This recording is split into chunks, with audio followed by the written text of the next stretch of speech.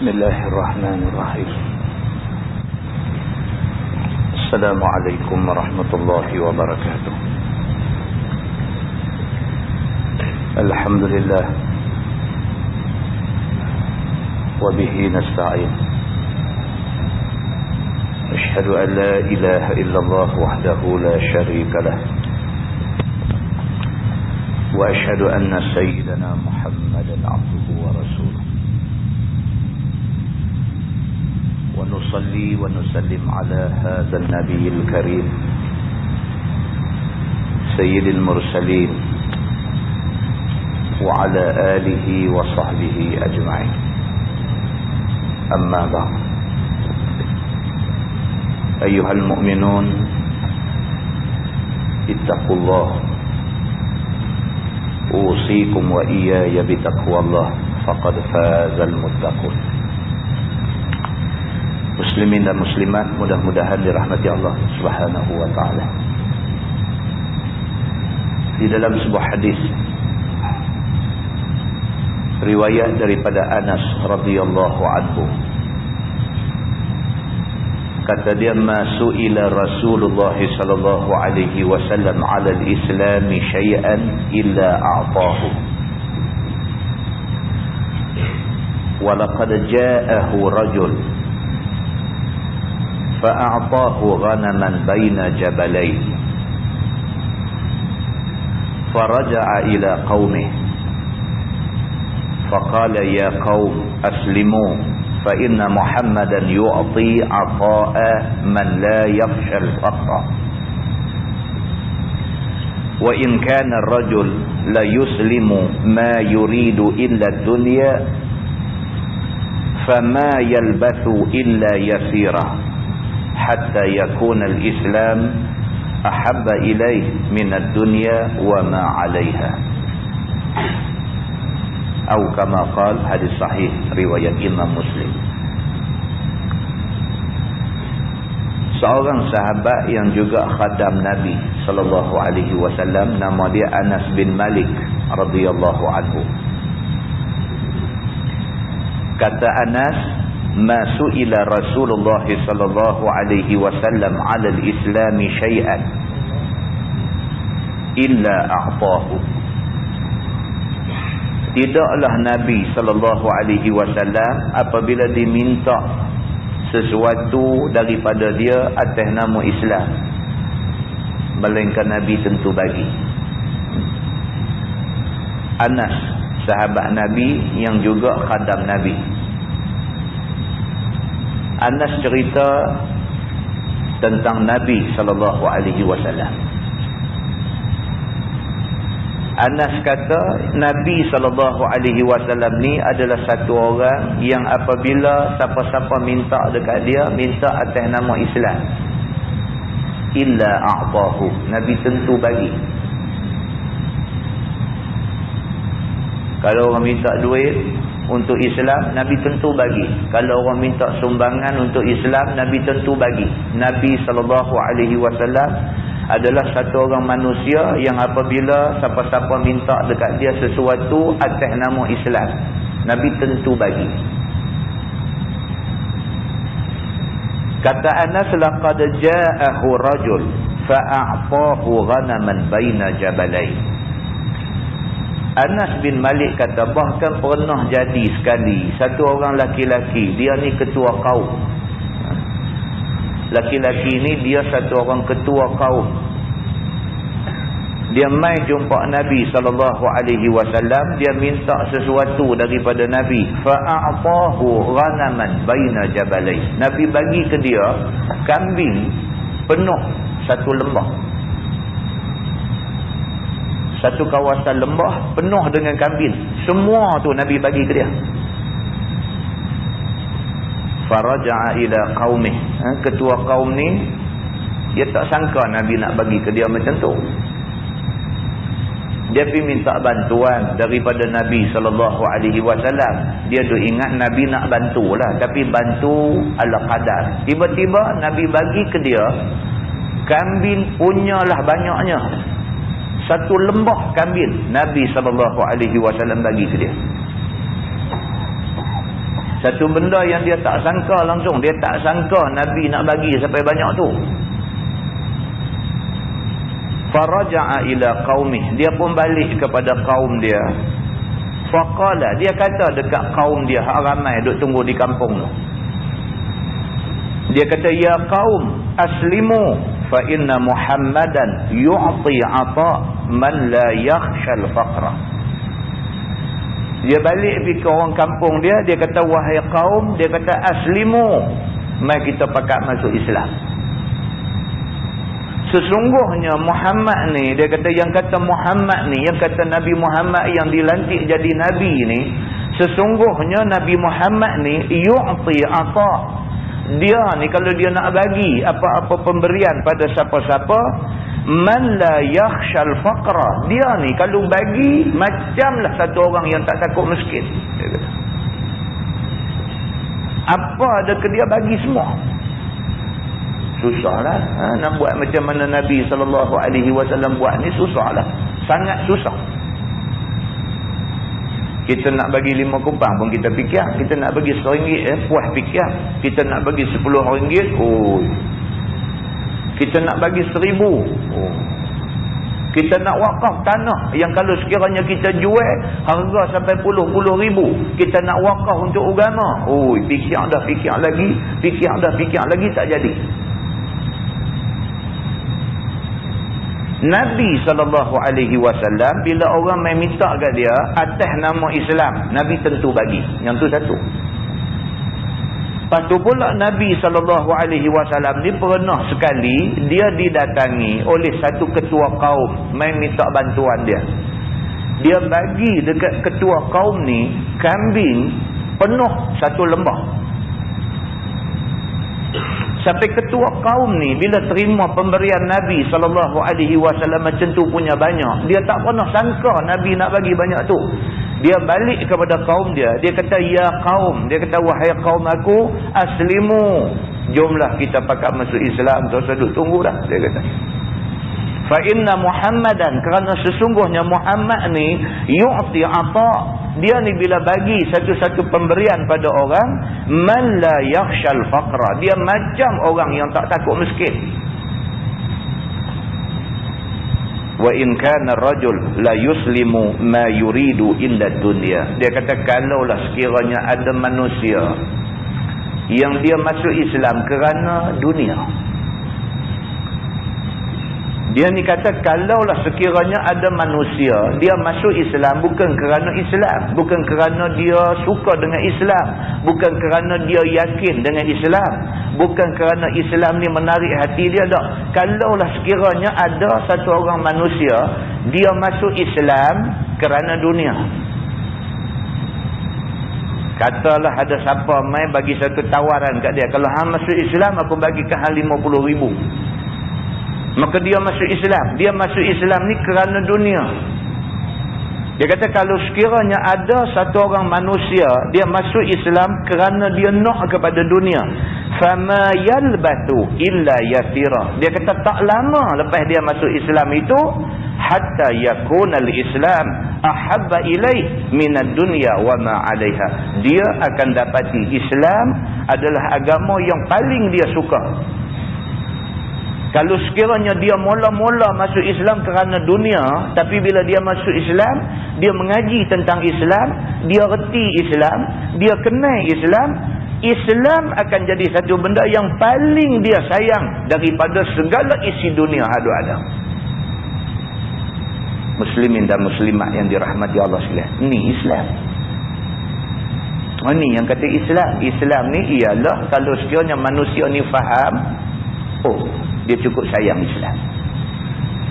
Inilah Nabi Muhammad SAW. Manusia bila dia kenal Nabi Muhammad, jangan siapa kata apa ke Nabi Muhammad, dia tak boleh dengar. Islam, Nabi Muhammad SAW, benda ni apabila manusia kenal, apabila manusia tahu, apabila manusia faham sungguh-sungguh, manusia akan sayang Islam lebih daripada dia sayang nyawa dia sendiri. Muslimin dan muslimat yang dirahmati Allah sekalian. Kerja kita ialah nak bagi faham Islam. Tuan-tuan, kita kena ingat, kita tak boleh bagi hidayah pada orang. Tak boleh. Kita sekali-kali tak akan boleh bagi hidayah, bagi petunjuk pada orang. Tak boleh. Kita hanya boleh bagi ilmu Islam kepada manusia, dan kita hanya boleh usaha supaya manusia faham tentang Islam. Yang kalau sekiranya manusia ni dia boleh faham Islam, insya-Allah dia sayang Islam. Bila dia mula sayang Islam, Islam bagi dia lebih berharga daripada segala benda yang nampak berharga di atas dunia ini. Muslimin dan muslimat yang dirahmati Allah sekalian. Dalam sebuah hadis riwayat daripada Abi Usaid radhiyallahu anhu, kata dia, baina nahnu julusun 'inda Rasulillah sallallahu alaihi wasallam idh ja'ahu rajulun min bani Salamah faqala ya Rasulullah hal baqiya min birri abawayya shay'un abarruhuma bihi ba'da mautihima faqala an-nabi sallallahu alaihi wasallam na'am as-salatu alayhima wal istighfaru lahuma wa infadhu ahdihima min ba'dihima wasilatul rahim allati la tusala illa bihima wa ikramu sadiqihima atau kama qala, hadis riwayat Abu Dawud. Seorang sahabat Nabi nama dia Malik bin Rabi'ah As-Sa'idi ataupun lebih dikenali dengan nama Abu Usaid. Dia kata, satu hari ketika kami duduk bersama dengan Nabi SAW, tiba-tiba mai kepada Nabi satu orang laki-laki daripada Bani Salamah. Sahabat Nabi yang bernama Abi Usaid ni, dia kata kami duduk dengan Nabi, tengah duduk sama-sama dengan Nabi, duduk dengar Nabi bercakap, tiba-tiba mai satu orang laki-laki, dia ni daripada Bani Salamah.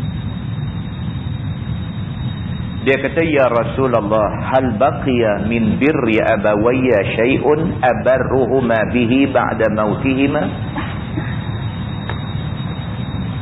Dia mai-mai dia tanya Nabi SAW. Dia kata, adakah satu amalan yang kita boleh buat kepada dua ibu bapa kita, sedangkan dua ibu bapa kita sudah mati? Dia kata, ada tak ada amalan yang boleh kita buat kepada dua ibu bapa yang sudah mati? Ada orang, tuan-tuan, masa mak dia, masa pak dia masih hidup, dia tak rasa dia perlu berkhidmat untuk mak ayah dia. Ada orang macam tu. Masa orang tua ni masih hidup, dia tak ada rasa lah, tak ada rasa nak khidmat sungguh-sungguh. Begitu-begitu hai lah.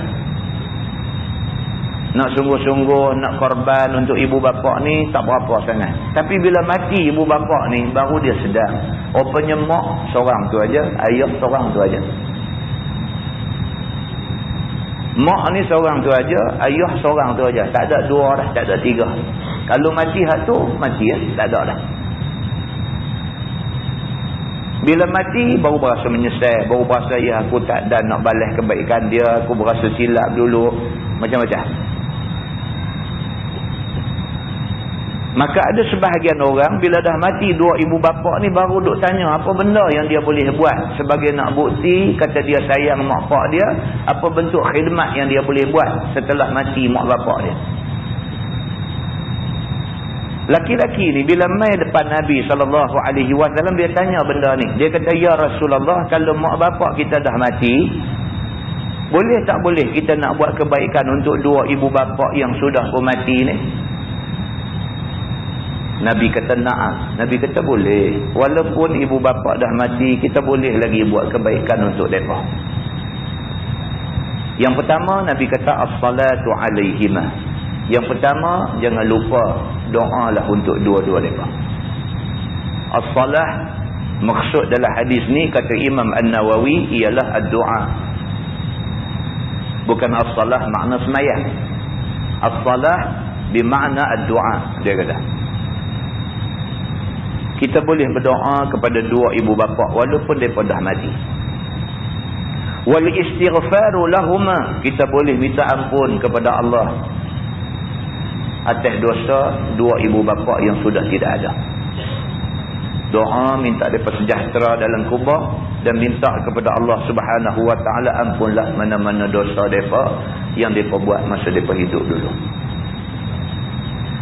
Wa abarruhuma wa infadhu ahdihima min ba'dihima, dan Nabi SAW kata yang ketiga kamu boleh buat ialah tunaikan segala janji yang mak bapak kamu buat sebelum mereka mati dulu. Mereka tak ada tunai, tiba-tiba mereka mati.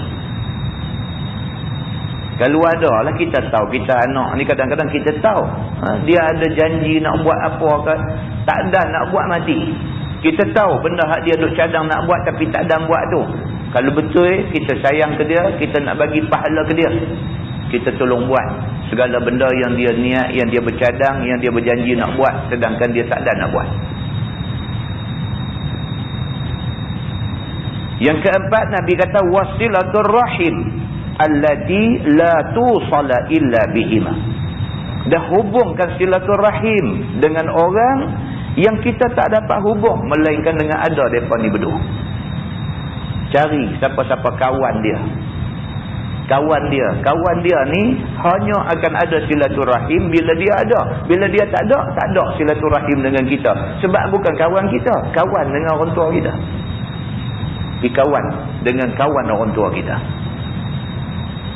Bahkan Nabi kata wa ikramu sadiqihima, muliakan kawan-kawan dia. Bukan setakat dihubung silaturahim, muliakan kawan dia. Muslimin dan muslimat yang dirahmati Allah sekalian. Sahabat-sahabat Nabi, Sina Abu Bakar, Sina Umar, Sina Osman, Sina Ali, mereka ni duk tengok aja siapa yang jadi sahabat baik kepada Nabi SAW masa Nabi hidup. Bila Nabi wafat, sahabat-sahabat Nabi ni pergi cari ni sahabat-sahabat baik Nabi, pergi sambung, pergi hubung silaturahim dengan mereka ni.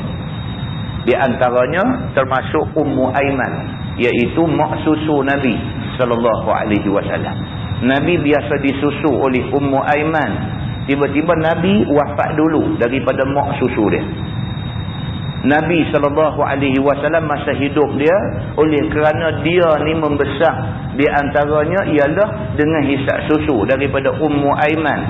Nabi SAW tidak pernah lupa. Bahkan selang berapa hari dia pergi rumah Ummu Aiman. Selang berapa hari dia pergi rumah Ummu Aiman. Sebagai nak tunjuk kata dia ikram, dia hormat orang yang ada jasa pada dia. Nabi wafat, Sina Abu Bakar, Sina Umar, Sina Osman, mereka kata jom kita pergi ziarah Ummu Aiman. Kerana ini adalah orang yang Nabi tidak pernah lupa ziarah dia sampai Nabi wafat. Mereka pergi rumah Ummu Aiman.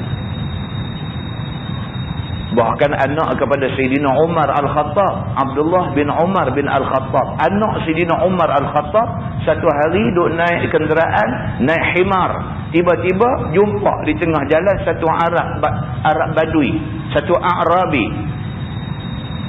Bila dia tengok Badui ni, dia terus turun daripada himar dia, dia pergi dekat Badui ni. Dia tarik Badui ni, panggil naik sekali dengan dia, naik himar sekali dengan dia.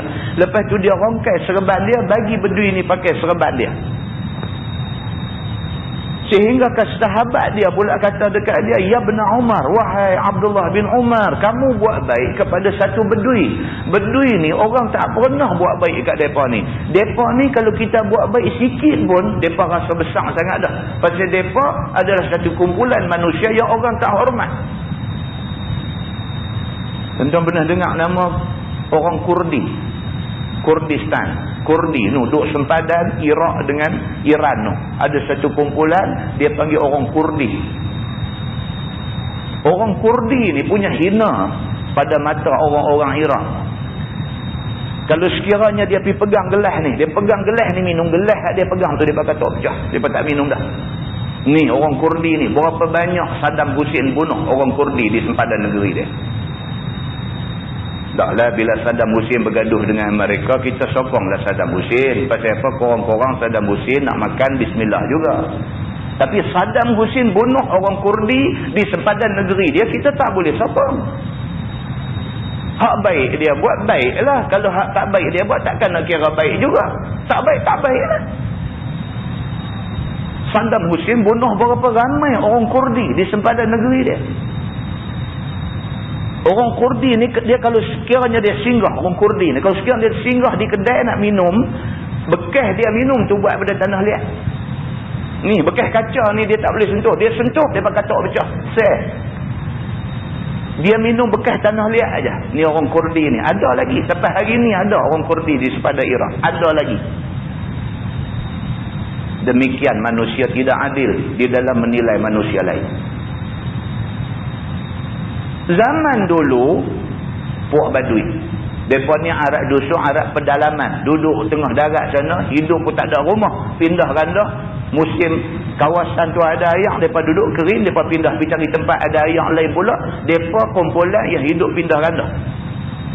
Tak ada siapa pernah pandang mereka dengan pandang hormat. Tak ada siapa pernah sanjung mereka. Tak ada siapa pernah angkat mereka. Tak pernah siapa cuba nak bagi maruah kepada mereka dalam hidup. Orang Badui mula mendapat penghormatan apabila Islam mai. Islam bagi penghormatan kepada Badui. Islam tak kira hang daripada suku apa, bangsa apa, manusia dihormati oleh agama Islam. Anak Sayyidina Umar Al-Khattab jumpa Badui tengah jalan. Dia tengok-tengok Badui ni, dia turun pergi, dia sambut, dia salam, dia panggil, ajak naik himar dia, buka serban bagi kawan ni pakai serban dia, sehinggakan perbuatan Abdullah bin Umar bin Al-Khattab ini menyebabkan kawan dia hak lain kata ke dia, apalah hang ni piduk hormat Badui ni lebih-lebih sangat. Depa ni jenis orang yang tak dihormati oleh masyarakat. Kalau hang buat baik kat depa, hang tegur depa pun kira dah cukup baik dah. Apa jawab Abdullah bin Umar bin Al-Khattab? Dia kata sesungguhnya pak dia ni dulu kawan pak aku. Dia kata. Bukan dia ni kawan pak aku. Pak dia kawan pak aku. Pak dia kawan dengan Umar Al-Khattab, pak aku. Maka aku wajar memuliakan dia. Kerana pak dia kawan pak aku. Nabi SAW suruh kita menyambung silaturahim dengan orang yang ada kaitan dengan pak kita. Dia kata. Muslimin dan muslimat yang dirahmati Allah. Kalau orang Islam semua macam tu, cantiklah Islam ni. Kalau orang Islam ni menghayati hadis Nabi SAW dalam soal akhlak ni. Kalau umat Islam menghayati hadis Nabi dalam soal akhlak ni, Islam ni orang sanjung tinggi. Jadi macam hadis yang kita baca tadi, ketua kaum tu, dia bila mai jumpa Nabi, Nabi tunjuk akhlak yang begitu hebat dekat dia, dia terus balik. Dia terus balik jumpa kaum dia, ya kaum, dia kata aslimu, wahai kaum aku, jom masuk Islam, dia kata. Kerana Muhammad ni manusia yang apabila dia bagi pertolongan dekat satu orang, dia seolah-olah tak takut miskin. Bahkan siapa yang masuk Islam kerana kebendaan, lepas dia kenal Islam, dia akan sayang Islam lebih daripada dunia dan isinya. Muslimin dan muslimat yang dirahmati Allah sekalian, mudah-mudahan mukadimah itu memberi manfaat kepada kita semua insya-Allah. Kita menggunakan tafsir Nurul Ihsan jilid 3. Nurul Ihsan jilid 3 muka surat 125. Muka surat 125. Kita masih lagi berada pada tafsir surah An-Nur. Surah An-Nur. Muka surat 125, kita sambung ayat 23. A'udzubillahi minasyaitonir rajim. Innal ladzina yarmuna al-muhsanatil ghafilatil mu'minat lu'inu fid dunya wal akhirah walahum azabun azim. Bahawasanya mereka yang tuduh mereka itu dengan zina akan segala perempuan yang baik-baik. Yakni perempuan yang baik ialah perempuan yang lalai daripada kejahatan pada hati mereka itu. Yakni perempuan yang beriman dengan Allah dan beriman dengan Rasulnya. Maka dilaknat mereka itu dunia akhirat. Dan bagi mereka itu azab yang sangat besar, yakni neraka. Muslimin dan muslimat yang dirahmati Allah sekalian, ayat ni turun selepas daripada kisah fitnatul ifki yang kita baca bulan lepas. Bulan lepas kita baca cerita bagaimana Sayyidatina Aisyah radhiyallahu anha, isteri Nabi sallallahu alaihi wasallam, telah dituduh berlaku curang dengan seorang sahabat yang bernama Safwan. Sedangkan Aisyah isteri Nabi ni bukan kata dia ni ada teringat nak buat jahat. Satu orang manusia yang tak pernah teringat nak buat jahat, tiba-tiba orang tuduh dia buat jahat dengan Safwan. Allah buat turun ayat ni. Allah kata innal ladzina yarmunal muhsanatil ghafilatil mu'minat, sesungguhnya orang yang tuduh orang perempuan yang baik-baik, orang perempuan yang tak pernah teringat, tak pernah terlintas di hati nak buat jahat, orang-orang perempuan yang mukminat, siapa yang tuduh orang perempuan yang baik macam ni, lu'inu fid dunya wal akhirah, dunia akhirat tu laknat dia. Inilah tuan-tuan, dia mai yang dikatakan haddul khazah. Haddul khazah, hukum hudud yang dikenakan bagi orang yang menuduh. Tak boleh tuduh orang sebarangan. Kita kata orang, kita kata kita. Kita ni punya leduk perbetul main masjid, mengaji dan sebagainya, semayang tiap-tiap waktu, semayang di masjid pula lagi, punya duk jaga diri kita elok, punya duk jaga agama kita ni elok, tiba-tiba main satu perempuan jalan, dia kata dia ni hak berzina dengan saya. Macam mana kita nak buat? Main satu perempuan jalan, siapa akan sakit hati kat kita, pergi bagi duit kat perempuan ni, hang pergi mengaku depan orang ramai semua, kata hang biasa berzina dengan dia ni. Benda boleh jadi. Sakit hati tuan-tuan, bukan kata nak fitnah macam tu, bunuh pun sanggup, sakit hati. Yang duk jadi sihir dalam masyarakat ni, buat sihir muntah darah sampai akhirnya kering badan, mati macam tu saja, pasal apa? Pasal jahat dalam diri ni, pasal jahat. Dengan kerana jahat, dengan kerana duk biar syaitan bersarang dalam diri, dia sanggup buat apa saja. Sakit hati punya pasal, dia pergi cari satu perempuan jahat, perempuan jalang manakah nak ambil duit 5,000, hampir mengaku kata hang berzina dengan dia ni. Perempuan jahat, 5,000 besar lah. Kalau bagi 50 pun dia pergi buat cerita. Bagi 5,000, dia pergi depan orang ramai, dia kata saya nak beritahu lah, saya ni sebenarnya, dia pergi tuduh kita. Dia pergi tunjuk siapa-siapa pun. Padahal kita dengan duk main masjid, dengan duk main mengaji, dengan duk buat amalan elok, tiba-tiba dia pergi tuduh kita. Kata kita ni buat jahat dengan dia. Tuduh aja, bukan gaduh apa. Tak ada apa. Model elok pergi tuduh ya. Kata dia buat jahat dengan saya. Macam mana kita nak buat? Masyarakat contoh, yang kata masyarakat ni apa dia? Yang kata masyarakat ni dengar-dengar, tak sangka, percaya terus. Ni yang kata masyarakat. Masyarakat cerita apa pun mai percaya. Lebih-lebih lagi cerita tak elok tentang satu orang, cukup percaya. Mai tak sangka no. Tengok nampak bagus duduk pergi masjid, rupanya orang lah pusing dah cerita. Bercakap dah dalam kampung ni, pakat bercakap dah. Walhal fitnah. Wajar tidak wajar orang yang buat fitnah macam ni, Islam kata dikenakan kepada dia haddul qazah. Kerana dia tuduh orang dan dia tidak ada bukti untuk nak membuktikan kebenaran tuduhan dia, dia akan disebat 80 kali. Wajar tidak wajar? 80 kali sebat padan ke dengan aib yang kita yang kena tuduh ni duk tanggung?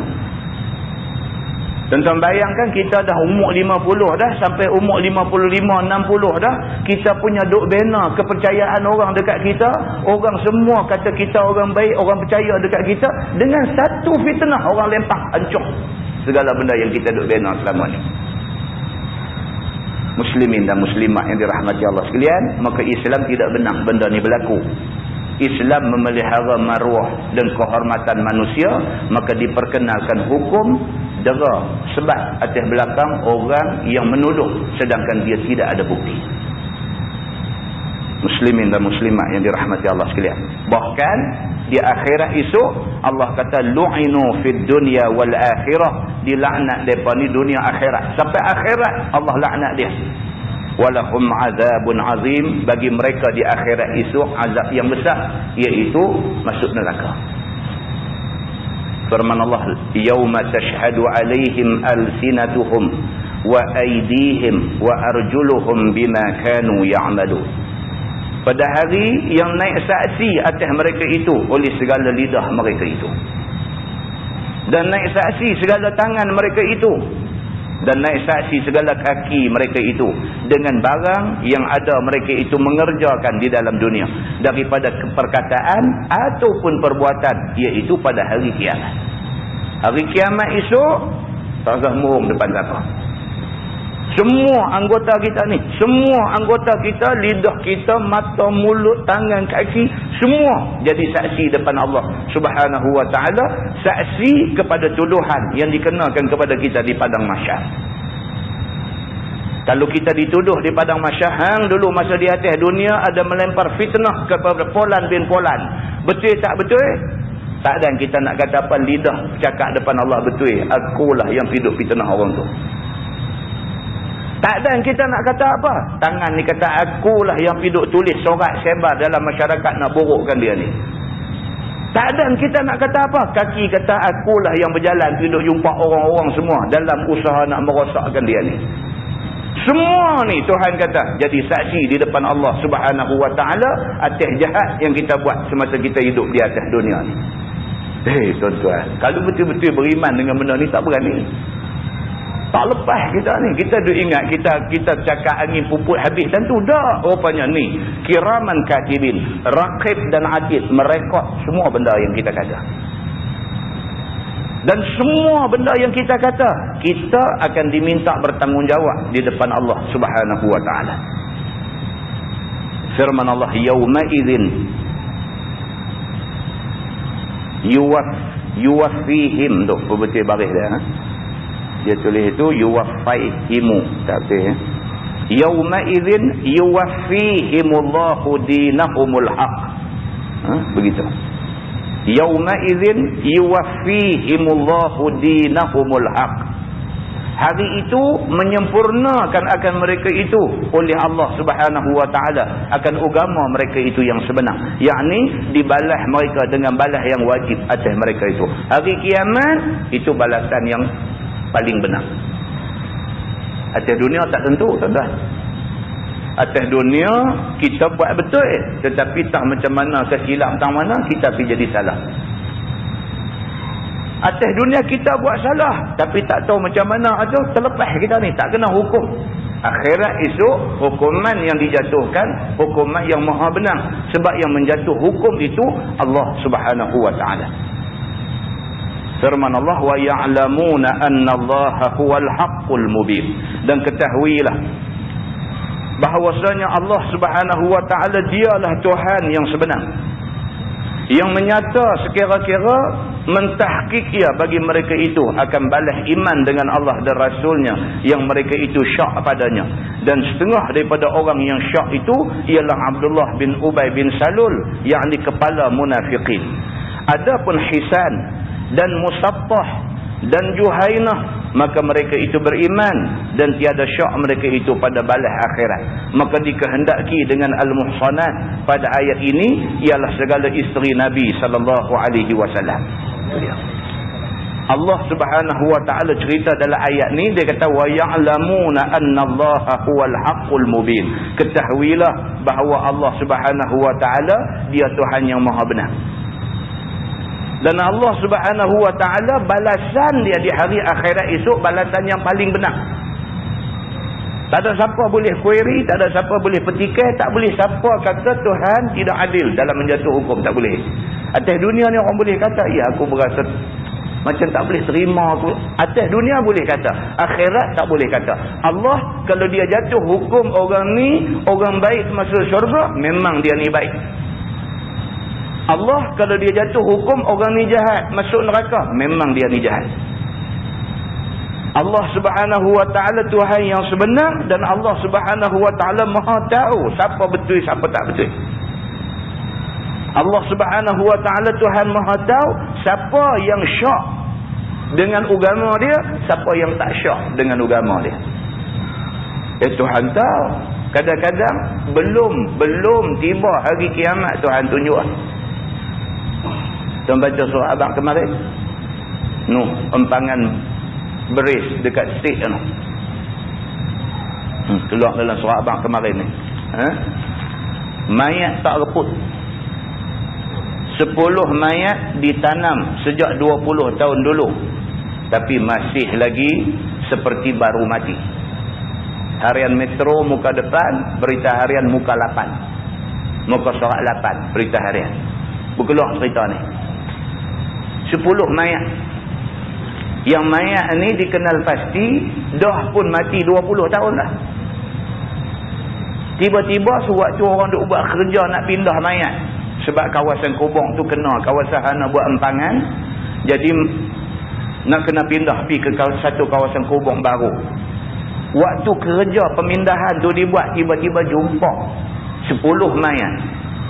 Yang dikenal pasti mati dah 20 tahun dah. Badan tidak reput, kain kapan tidak reput, bahkan keranda tidak reput. Badan tak reput, cukup dah. Kita dah cukup dah. Ini tanda kebesaran Allah Subhanahu wa taala. Kain kapan dia juga Allah pelihara sampai mayat tu tak nampak anggota-anggota aurat dia. Allah pelihara kain kapan tu, bahkan kerandanya juga tidak reput. Panggil orang kampung tu hak tua-tua, orang lama ni panggil mai tengok-tengok kenal. Terkejut tengok dia ni mati lama dah. Bukan kata baru mati lama dah, kami kenal ni orang alim. Di antara 10 itu ada yang hafaz Quran, ada tok guru, alim, warak dan sebagainya. Orang setempat, penduduk setempat kenal mayat-mayat ni semua. Muslimin dan muslimat yang dirahmati Allah. Tuan-tuan tengok Tuhan, yang kata Tuhan ni dia lama-lama sekali dia tunjuk kuasa dia. Lama-lama sekali dia tunjuk. Tak selalu, tapi lama-lama sekali pun patut bagi pengajaran besar kepada orang semua. Muslimin dan muslimat yang dirahmati Allah sekalian.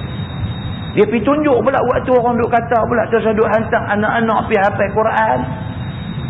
Tu duk hantar anak pergi hafal Quran apa semua ni tak bagus ni. Ini orang yang tak berapa ambil berat tentang dunia, duk kira agama saja. Baru duk cakap yang tu dia tunjuk. Tu dia. Dan orang ni pula dipercayai hafaz Quran. Allah Subhanahu wa taala Tuhan Maha Besar. Allah Subhanahu wa taala Tuhan Maha Besar. Sekali-sekali dia tunjuk. Tapi tuan-tuan, orang yang boleh fikir saja yang dapat yang akibat. Orang yang tak boleh fikir, tengok saja tak tahu kepala ekor juga. Muslimin dan muslimat yang dirahmati Allah sekalian. Apa kita nak kata kat Tuhan kita ni? Dia Tuhan Rabbul Alamin, Tuhan seluruh alam, semesta alam. Dia buat kita, dia buat alam ni, dia buat malaikat, dia buat kita, dia bagi Nabi mai ke kita, dia hantar mai semua cukup. Dia nak bagi kita reti agama dia. Kalau manusia masih nak bantah, nak buat degil, keras kepala, tidak mau tunduk kepada agama Allah Subhanahu wa ta'ala, sesungguhnya manusia ni buat silap. Dia pergi cabar satu kuasa yang sebenarnya dia tidak boleh cabar. Muslimin dan muslimat yang dirahmati Allah sekalian. Baik, dia kata dan dikehendaki dengan al-muhsanat pada ayat itu ialah segala isteri Nabi sallallahu alaihi wasallam. Dan tiada disebut pada tuduh mereka itu akan taubat. Ni orang yang tuduh isteri Nabi ni, orang yang tuduh kata Aisyah telah buat jahat dengan Safwan. Orang yang tuduh ni siapa dia? Abdullah bin Ubay bin Salul. Dia orang yang kepala yang merencanakan tuduhan jahat kepada isteri Nabi sallallahu alaihi wasallam ini, dan ternyata dia sampai mati dia tidak bertaubat. Firman Allah Subhanahu wa taala, al-khabithatu lil-khabithin wal-khabithuna lil-khabithat wat-tayyibatu lit-tayyibin wat-tayyibuna lit-tayyibat ulaika mubarra'una mimma yaquluna lahum maghfiratun wa rizqun karim. Bermula segala perempuan yang jahat bagi laki-laki yang jahat. Tu tengok, Tuhan kata layak ni. Jahat pi kawan sama jahat. Dia kata perempuan kalau jenis jahat, dia padan dapat laki-laki jahat. Jadi laki dia. Dan segala laki-laki jahat bagi perempuan jahat. Macam tu juga kalau laki-laki jahat, dia padan dapat bini jahat. Begitu. Bagi segala laki-laki jahat itu, Dan segala laki-laki jahat bagi segala perempuan jahat. Dan segala perempuan yang baik itu bagi segala laki-laki yang baik. Dan segala laki-laki yang baik bagi segala perempuan yang baik-baik. Macam itulah. Hak jahat, pergi sama jahat. Hak baik, duk sama baik. Kalau laki-laki ni jenis jahat, padan dia dapat bini jalang. Kalau perempuan ni jenis jahat, jenis jalang, padan hang dapat laki jenis jahat. Tuhan kata macam tu. Bermula mereka itu, yakni laki-laki dan perempuan yang baik, setengah daripada mereka itu ialah Aisyah dan Safwan bin Mu'attal, lepas sekalian daripada barang yang dikata oleh mereka itu pada tuduh itu.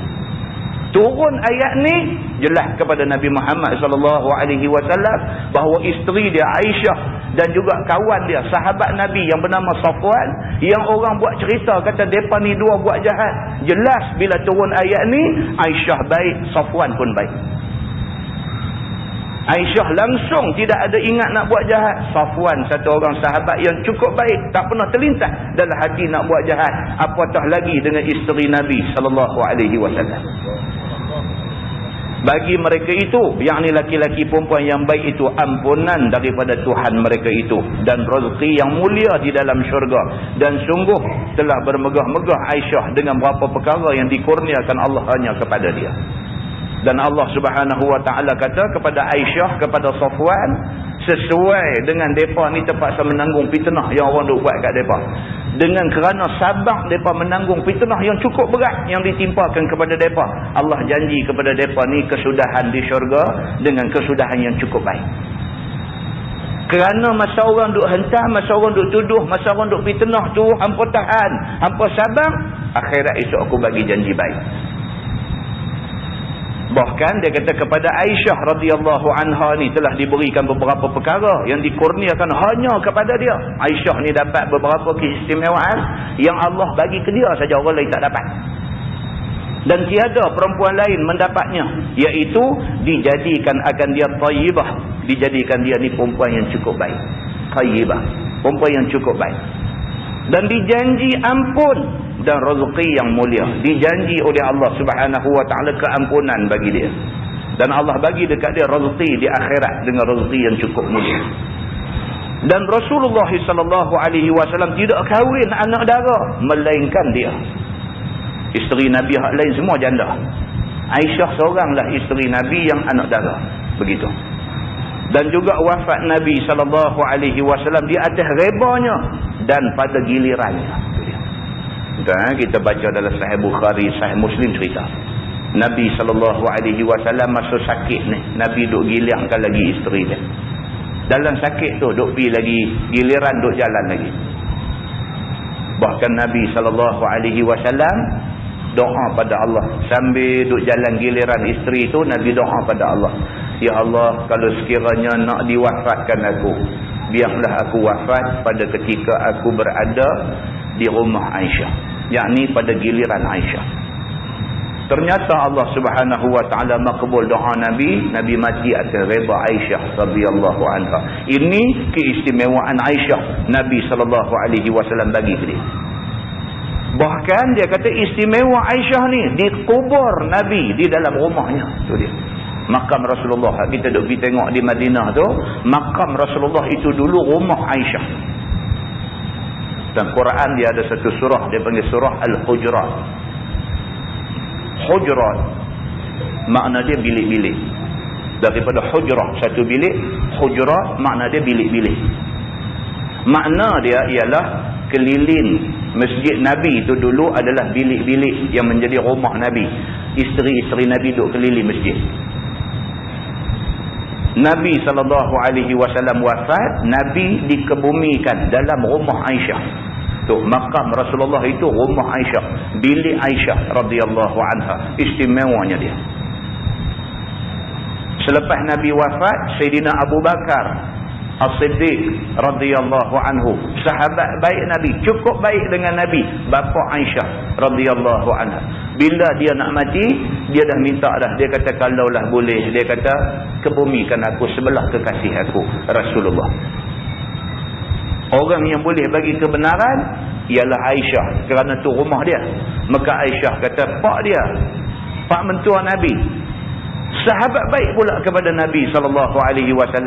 Apalah salahnya ke bumi Sayyidina Abu Bakar sebelah Nabi SAW. Sayyidina Umar Al-Khattab bila pagi nak semayang, orang main tikam dia dalam keadaan tenat tu. Dalam keadaan tenat, luka, cedera parah, kena tikam tu. Apa dia sebut? Dia kata, tolong Zat. Dia suruh anak dia, Abdullah bin Umar bin Al-Khattab. Dia kata, ya Abdullah, tolong Zat pergi ke rumah Aisyah. Dia kata, pergi ke rumah Aisyah, habaq kat dia, kata apa yang kena kat aku ni. Tolong minta izin dia. Kalaulah sekiranya aku mati, minta izin dekat dia. Aku nak aku dikebumikan sebelah Rasulullah. Tuan-tuan, sahabat Nabi ni dia sayang Nabi, bukan sayang main-main. Dia kira masa hidup pun nak duduk sebelah Nabi, nak bersama dengan Nabi, mati pun nak duduk sebelah Nabi. Sayang Nabi. Dalam keadaan sakit tu, dia tak ingat siapa dah. Dia ingat Nabi SAW. Dia kata ke anak dia, tolong Sa'ad lari pergi rumah Aisyah. Pergi habaq dekat Aisyah apa yang menimpa aku. Tolong minta izin Aisyah. Kalaulah takdir kata aku mati, boleh tak boleh, aku nak aku dikebumikan di sebelah Nabi SAW dan dekat dengan sahabat aku Sayyidina Abu Bakar As-Siddiq. Tolong pergi tanya saya. Abdullah bin Umar bin Al-Khattab, anak Sayyidina Umar, bila dengar pak dia hajat macam tu, lari ni pergi ke rumah Aisyah. Bila sampai sana, habaq ya Ummul Mukminin, wahai Aisyah Ummul Mukminin, bapa aku Umar dah ditikam orang apa semua begitu begini. Bapa aku minta satu hajatlah dekat kamu. Minta kalau boleh, dia minta dia dikebumikan sama dengan Nabi SAW dan sama dengan bapa kamu Abu Bakar As-Siddiq. Boleh tak boleh? Aisyah jawab apa? Ni adalah hadis. Aisyah jawab apa?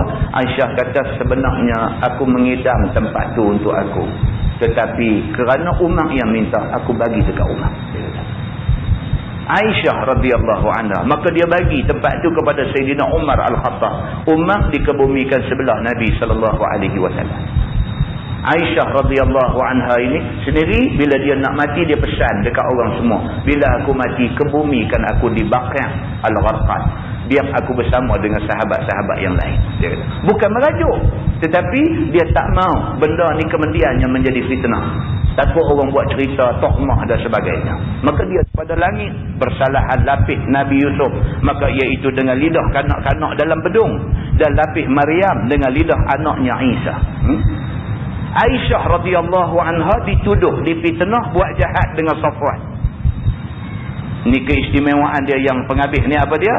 Dia dituduh telah melakukan curang, buat jahat dengan Safwan. Siapa yang mempertahankan Aisyah, kata Aisyah ni sebenarnya tidak jahat? Siapa? Allah sendiri. Allah buat turun ayat mengatakan Aisyah orang yang baik-baik. Sedangkan dia kata, kalau kita tengok Nabi Yusuf alaihissalam, bila dia jadi kes dengan Zulaikha, bila Nabi Yusuf jadi kes dengan isteri Raja Mesir, isteri Raja Mesir tu dah jatuh hati kat dia, kemudian nak ajak Nabi Yusuf buat jahat dengan dia. Nabi Yusuf tak mau. Nabi Yusuf lari. Dia hambat Nabi Yusuf, pegang baju, koyak belakang baju Nabi Yusuf. Tiba-tiba raja balik, terus dia pergi mengadu kat raja. Dia kata, dia ni Yusuf ni tak sangka sungguh kita bela dia, kita jaga dia elok-elok, dia nak buat jahat kat aku tadi. Oh, jahat sungguh. Dia yang hambat Nabi Yusuf. Tiba-tiba bila raja balik, dia pergi kata kawan ni hambat dia. Raja bila dengar kata orang nak kacau permaisuri dia, tak usah kata lah, terus nak marah dan sebagainya. Siapa yang menyelamatkan Nabi Allah Yusuf alaihissalam? Allah selamat. Tapi atas lidah budak kecil ada dalam istana tu. Budak kecil tu habang, dia kata siapa hak cari baju belah belakang, orang tu betul. Dia kata. Budak kecil bercakap. Demikian juga Maryam apabila dituduh, kata dia ni, dia tak ada suami, tiba-tiba bunting. Orang semua kata, Maryam ni nampak baik, rupanya jahat. Siapa yang menyelamatkan dia? Anak yang dia lahirkan. Akhirnya budak kecil juga bercakap, mengatakan Maryam bukan perempuan jahat. Sedangkan Aisyah radhiyallahu anha tak ada ni semua. Allah sendiri buat turun ayat Quran, kata dia sebenarnya orang yang baik-baik. Itu istimewa dia. Muslimin dan muslimat yang dirahmati Allah sendiri. Firman Allah, ya ayyuhallazina amanu la tadkhulu buyutan ghaira buyutikum hatta tasta'nisu wa tusallimu ala ahliha dzalikum khairul lakum la'allakum tadhakkarun. Wahai segala orang yang beriman, jangan kamu masuk akan segala rumah yang lain daripada rumah kamu sehingga kamu minta izin, dan kamu bagi salam atas ahlinya dengan assalamu alaikum. Bermula yang demikian itu lebih baik bagi kamu daripada masuk dengan tidak minta izin. Ini pula dia nak main cerita tentang adab. Adab ni pun penting, tuan-tuan. Tadi kita duk cerita pasal apa? Pasal cerita perintah hukum hudud. Bila tuduh orang nak kena hukum sebat dan sebagainya, hudud juga, akhlak kena jaga. Maka Allah Subhanahu Wa Taala bagi tahu dekat kita, lepas dia duk cerita tentang benda-benda besar yang melibatkan soal hukum Islam dan sebagainya, soal akhlak tak boleh lupa. Bercakap pasal hudud, pasal apa, bergegak-gegak, tengok-tengok pergi duk rempuh masuk rumah orang tak bagi salam. Ada juga berlaku dalam masyarakat kita lagu ni, mengaji tak mau. Dia duk kira ni bukan rumah orang lain, dia kata rumah mak penakan dia. Dia pergi celapak masuk perut, kata tengok-tengok dia ada di dapur. Anak mak penakan dia sepupu dia. Dia dengan sepupu dia halai kahwin. Dia pergi ceroboh masuk rumah orang tu dengan kerana dia anggap ni rumah mak penakan dia, serupa rumah dia. Aurat pupu dia dengan dia macam mana? Bercakap agama tak kan? Hukum agama tak erti. Berlaku dalam masyarakat kita benda macam ni. Dia buat mudah. Allah dia kata bukan awal adik-beradik. Betul lah adik-beradik. Tapi adik-beradik yang halal kahwin. Aurat nak kena jaga. Maka Allah Subhanahu Wa Taala bercakap tentang soal hukum yang tegas. Dia masuk juga benda ni. Dia kata jaga baik-baik. Wahai orang yang beriman. La tadkhulu buyutan ghaira buyutikum. Hatta tasta'nisu. Wa tusallimu ala ahliha. Jangan duduk ceroboh masuk rumah orang sebelum kamu mulakan dengan memberi salam kepada keluarga, kepada ahli rumah itu. Mudah-mudahan kamu ingat akan kebaikannya, maka kamu amal, maka kamu beramal dengannya. Supaya kita beramal benda ni. Di rumah adik-beradik pun assalamualaikum. Orang kata masuk. Begitu. Maka sebab turun ayat ini, seorang perempuan Ansar Madinah kata dia, ya Rasulullah, bahawasanya hamba duduk dalam rumah atas hal yang hamba tiada suka seorang lihat akan hamba. Tiada bapa dan tiada anak. Maka datang bapa dan lain orang masuk. Maka turun ayat ini. Ada satu orang perempuan, dia ni orang perempuan Ansar, orang perempuan Madinah. Orang Ansar ni tuan-tuan, orang cukup baik. Jangan kita ada ingat tak baik kepada orang Ansar. Ada satu hadis Nabi SAW cerita tentang Anas bin Malik. Anas satu hari keluar musafir dengan satu orang kawan dia, tapi tua jauh daripada dia. Tapi sepanjang musafir tu, orang tua ni punya nak berkhidmat dekat dia. Anas bin Malik ni, tuan-tuan tahu, dia masa Nabi hijrah sampai di Madinah, dia budak lagi. Nabi hijrah sampai di Madinah tu, Anas budak lagi. Mak dia bawa dia pergi dekat Nabi.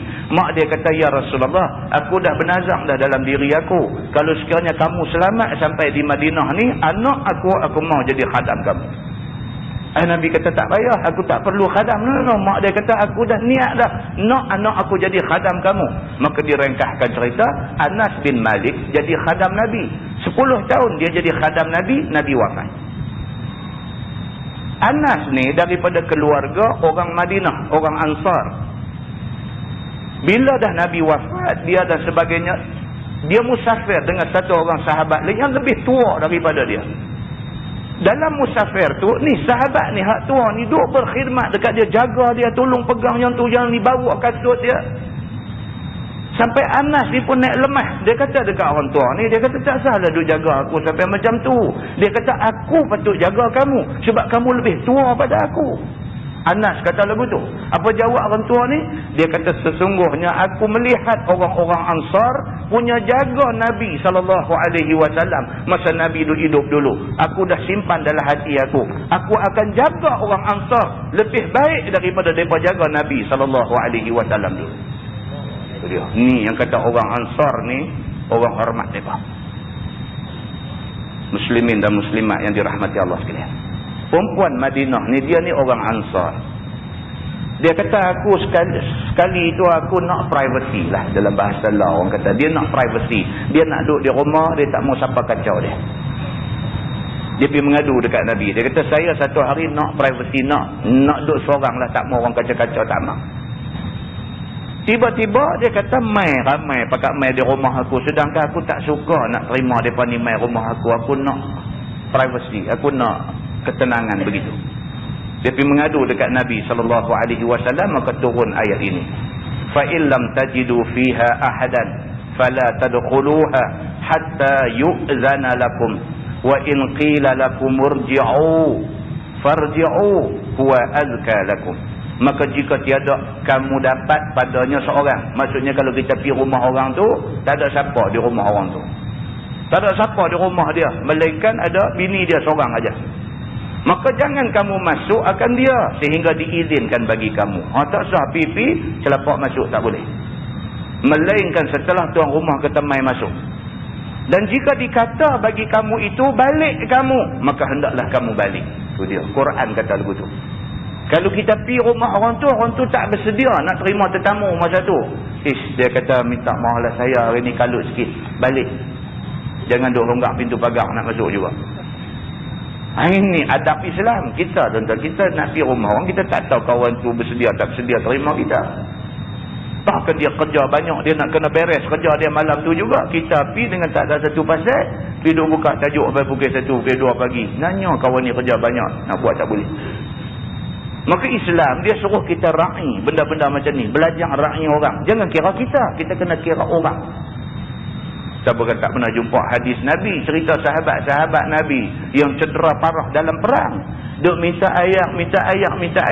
Bila orang buat main ayak kat dia dengar kawan sebelah lagi minta ayak, dia kata bagi kat kawan tu dulu. Kau ni bawa ayak pergi kat kawan tu pula dengar kawan tu pula minta ayak, dia kata bagi kat kawan tu dulu. Akhirnya sampai ke hujung beralih tengok mati belakang dah. Apa-apa ni mengutamakan orang lain. Dalam keadaan yang macam tu, mengutamakan orang lain. Ni pula dia beritahu kat kita, kalau sekiranya pergi rumah orang tu, tiba-tiba dia beritahu yang dia ni ada kerja apa semua dan sebagainya, balik. Dia kata, duduk tunggu. Maka hendaklah kamu balik, iaitu terlebih baik bagi kamu daripada duduk di pintu. Dia kata. Bila dia duduk tunjuk kata dia tak bersedia nak terima tetamu, understood lah, fahamlah, baliklah. Lain kali mai lain. Begitu. Wallahu bima ta'maluna alim. Dan Allah Subhanahu wa taala amat ketahui perbuatan kamu, daripada masuk dengan izin ataupun tidak dengan izin. Itu dia. Dia kata Tuhan tahu. Kita pergi duduk ceroboh masuk dalam rumah orang tu, dapat izin ke tak dapat izin, Allah Maha mengetahui. Kita duduk kampung tuan-tuan lagu teruklah. Kan kita kira mudahlah. Adik-beradik, Allah duk berkembang rumah ni bukan kata baru 2-3 hari, dia kata berpuluh tahun dah. Takkan nak ikut protokol dia dah. Ini bukan masalah protokol, ni masalah silap masuk dia tongkol kita. Ini bukan masalah protokol, kan? Islam pun ada adab dia juga. Walaupun rumah sebelah rumah kita duduk berjiran dah berpuluh tahun, tapi adab Islam kena jaga. Bagi salam, Assalamualaikum. Sekurang-kurangnya bila kita bagi salam, dan isteri dia ke anak perempuan dia kata dan lari masuk dalam bilik pakai tudung. Sekurang-kurangnya. Muslimin dan muslimat yang dirahmati Allah sekalian. Firman Allah, laisa alaikum junahun an tadkhulu buyutan ghaira maskunah fiha mata'un lakum. Tiada atas kamu itu mengapa. Tu maksud dia tak apalah. Tu ayat tu. Tiada atas kamu itu mengapa. Maksudnya tak apa. Dia kata bahawa kamu masuk akan rumah-rumah yang tiada orang duduk tetap padanya. Kalau rumah jenis rumah orang tak duduk, tak apa. Kita boleh masuk. Tidak bagi salam apa? Apa nama lawayam misalnya. Tak ada siapa duduk dalam lawayam tu. Assalamualaikum depan lawayam. Dia kata tak sah dah sampai macam tu pula. Dia pergi mengaji silap ke mana aku tak tahu. Sampai semua nak bagi salam. Kan? Tak sah. Dia kata ni maskunah fiha mata' ghaira maskunah. Tempat yang tak ada siapa jadi tuan rumah, tak ada orang duduk dalam rumah tu. Tak payahlah pergi minta izin bagi salam ni, minta izin anak cucu nak lagi. Kan? Minta izin ni anak cucu nak tumpang lalu. Yang pasal apa ni? Kawasan ni keras. Kalau kita tak sebut tu tak lagi balik di demam panas. Dia karut kot lain pula. Quran dah bagi tahu dekat kita, laisa alaikum junah. Dia kata benda macam ni tak sahlah perlu dia jadi susah. Benda macam ni tak payah. Tiada atas kamu itu mengapa. Maksud tak apa. Bahawa kamu masuk ke rumah-rumah yang tiada orang duduk tetap padanya. Yang ada padanya benda manfaat bagi kamu. Kita ada hal nak masuk dalam rumah ni. Tak payah bagi salam. Kita ada hal nak masuk. Dan rumah tu bukan ada siapa duduk. Seperti rabak. Dan rumah wakaf. Dan hammam. Dan rumah kedai. Dia kata. Benda-benda macam ni. Kedai. Nak masuk supermarket. Assalamualaikum di pintu tu. Ya Allah, dia kata. Mana punya tu imam main ni, dia kata. Dia bagi salam di pintu supermarket. Dia kata tempat tu memang tempat orang keluar masuk. Kalau semua orang Islam main duk bagi salam, nanyalah kawan hak duk di pintu depan tu. Guard nak duk jaga nak simpan topi keledar kita tu. Dia hingga tu. Mai seorang Assalamualaikum salam. Mai seorang Waalaikumsalam. Waalaikumsalam dah helmet tu dia jempat dari kepala kita. Dia susah dia kata sebab macam ni. Jadi kita cikgu lah kan. Kita cikgu di sekolah. Budak baru keluar kelas. 40 orang keluar kelas. Tiap-tiap seorang nak bagi salam kat kita. Assalamualaikum Ustaz. Assalamualaikum. Waalaikumsalam. Waalaikumsalam. Senyum ni sampai tak dapat senyum lah. Janganlah sampai lagu tu. Dah apa ramai. Takat dorang-dorang bagi sudahlah. Sudahlah, mewakililah. Begitu. Jadi kita nak selamat, kita bagi salam dulu kat mereka. Jumpa mereka, Assalamualaikum. Kita bagi dulu. Mereka pakai jawab. Waalaikumsalam. Assalamualaikum. Tak pula balik, patah balik. Ada doa kita. Tak bolehlah sampai macam tu. Rumah-rumah jenis macam ni rumah wakaf hammam. Bilik ayah, toilet. Nak masuk toilet pun duk bagi salam pula. Tengok toilet ni tempat orang ramai ni. Plus punya. Apa? Bilik ayah plus ni. Lebuh raya ni. Sikit kereta kalau berhenti main musim cuti sekolah pula semua pintu wilayah tu ada orang lagu doa Assalamualaikum di luar ni. Dia kata macam ni tak sah lah. Pasal apa dia abang ada benda macam ni? Patut Quran tak payah abang kita kata. Tapi dia abang juga pasal dia tahu ada kepiak longgar seorang tu nanti dia buat kerja ni. Dia abang juga. Bila mengaji ni faham lah. Tempat-tempat macam ni tak payahlah. Ataupun rumah kedai. Artinya dia kata tiada mengapa masuk dengan tiada izin. Dia kata ke tempat-tempat tadi. Tak payah izin lah. Di depan supermarket, Assalamualaikum. Saya nak minta masuk lah. Tak boleh lah. Dia kata macam Wallahu ya'lamu. Wallahu ya'lamu ma tubduna wa ma taktumun. Dan Allah subhanahu wa ta'ala itu ketahui barang yang kamu nyata dan barang yang kamu sembunyi daripada masuk rumah orang-orang dengan qasad baik ataupun sebagainya. Itu dia. Tuhan tahu. Kita masuk rumah satu orang tu niat baik ke niat jahat, Tuhan tahu. Kita masuk rumah orang tu niat kita masa masuk rumah dia tu niat baik ke niat jahat, Tuhan tahu. Allah subhanahu wa ta'ala dah bagi ingat kat kita ni amaran. Maknanya kita jangan sekali-kali bila masuk rumah orang, kita bertandang rumah orang, kita masuk dengan niat tak elok. Masuk dengan niat tak elok. Dengan niat bukan nak hubung silaturahim, tapi masuk dengan niat-niat yang berbagai-bagai, yang tak mendapat izin, tidak mendapat redha daripada Allah subhanahu wa ta'ala. Tak mahu macam tu. Kita nak pergi rumah siapa pun kita lapang dada. Tak lapang dada. Kita pergi kerana kita nak hubung silaturahim dengan dia. Dekat tu aja habis. Tak ada sebarang tujuan lain daripada tujuan kerana Allah subhanahu wa ta'ala. Wallahu a'lam. Lepas ni kita masuk qul lil mu'minina yaghuddu min absarihim. Lepas ni tuan-tuan kita akan jumpa ayat yang memerintahkan supaya kita ni orang perempuan ni pakai tudung. Jangan ada siapa duk kata tak ada ayat dalam Quran duk suruh pakai tudung tutup aurat. Jangan siapa kata lagu tu.